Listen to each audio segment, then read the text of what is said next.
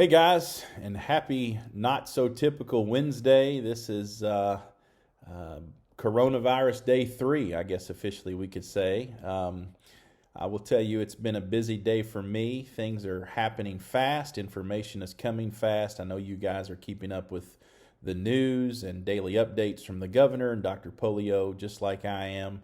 I want to continue to stay in touch as we're on this 2-week shutdown before spring break. Give you updates as I have them. I will tell you I've been hesitant to do so just because information is coming so fast and changing so rapidly. I will also tell you I've learned over this first 3 days of this break. I don't really envy the people that work from home like I used to. I've learned that I like to wake up and shower and put work clothes on and go to work, and that regiment and plan and schedule is something that I guess appreciated more than I realized. So, but regardless, we'll get through it. I will tell you right now, I think it's important that we provide support for our kids, for each other, for our spouses and families during this time. It's scary. There's a lot going on, and so I think it's important for us to keep moving and keep planning and keep talking and keep in touch and continue to support one another. So first and foremost, I'm going to start with an update. The reality for us coming back on April 6th and being in normal school mode, I think right now is becoming a little less possible, a little less of a reality. I think the reality of us coming back on the week of April 6th and doing some form of an NTI plan is becoming more and more probable. And so I wanted to share that with you guys. I know that probably leaves us with a million questions and some that we're going to need to begin as a school to talk through and to answer.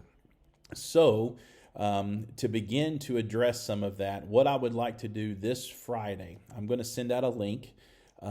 Anybody that's willing, this is absolutely not mandatory, but I'm going to send out a link to do a Google Hangout meeting this Friday at 10 a.m. If you've never done a Google Hangout, it's super simple. I will send you a link. It will come via email somewhere before 10 o'clock. If you'll get on and click that, it's super simple. You'll need a computer with a mic and something that has sound so you can hear. You do not have to talk. You can simply listen and just hear updates from me, and maybe we'll make that a regular thing. So again, this Friday at 10 a.m., I will go live with some updates for the male staff. That this will not be a public thing. This is not something that will go out to kids and families. Also, I've had a number of you talk about the need to get into the building. So in addition, this Friday from 9 to noon, if you need to stop by and get into your classroom for personal belongings, check on something in your classroom, we'll have the building open.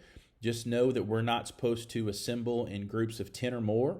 But absolutely, if you need to go into your classroom, take care of something, maybe pick something up that you forgot, check a refrigerator, whatever, that is possible this Friday between 9 and noon.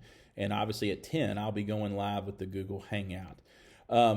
Here is the thing. I want to challenge us as a community, and every high school, every school for that matter, is going to begin to deal with this. One of the things we're going to be challenged to look at is the possibility of putting together an NTI plan where our students could learn virtually for a period of 6 to 9 weeks. So now after hearing that, letting that resonate a little bit, there's a little bit of a shock factor. I get it. But we're going to need to start to look at how could we deliver meaningful instruction, keep kids connected, keep kids engaged to standards, to learning in an authentic way, and do it for a longer period of time probably than we had thought of. I hope to have more information to share on Friday about what that looks like. So right now we're thinking about using tools like Google Classroom, really leaning on PLCs to make this happen, addressing some things like how do we make sure kids are engaged, but we don't overwhelm them with the volume of work or grades, and really beginning to work through some of that stuff.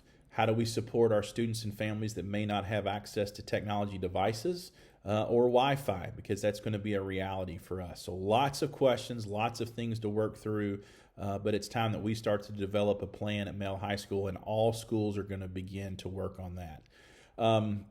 Also, I know many of you have asked that you have certification renewal due this June. I'm in the same boat. It happens to be due for me as well.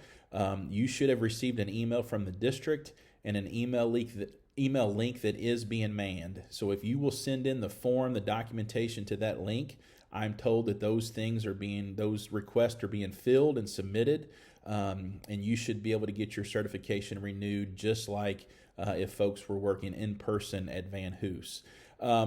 Lastly, actually two more things, but the last big item before more of a personal one from Louisville Male faculty member. Many of you have been concerned, and rightly so, about pay. I was told as recently as this morning there is no plan to interrupt pay or pay periods or payroll. If you have specific questions, feel free to let me know or reach out to your payroll specialist there at Van Hoos.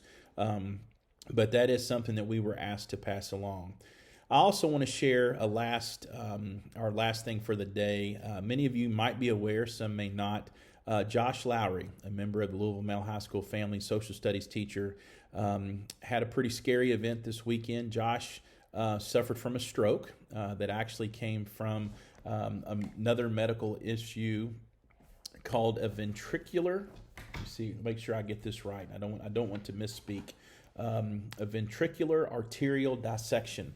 That issue led to a number of strokes, I think 4 to be exact.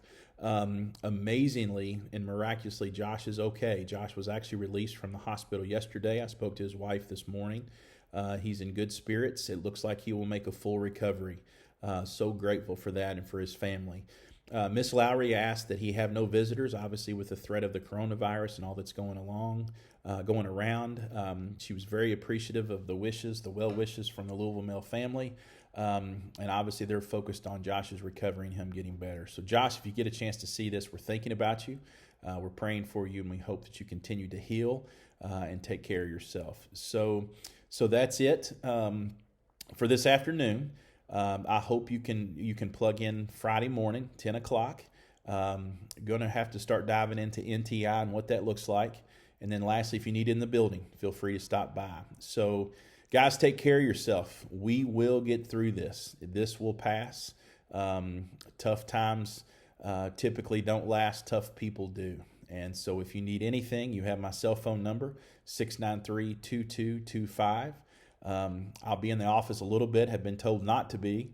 I'm accessible electronically, phone, text, email, and look forward to seeing you all again. Man, I miss work. So take care, stay well, and we'll see you soon.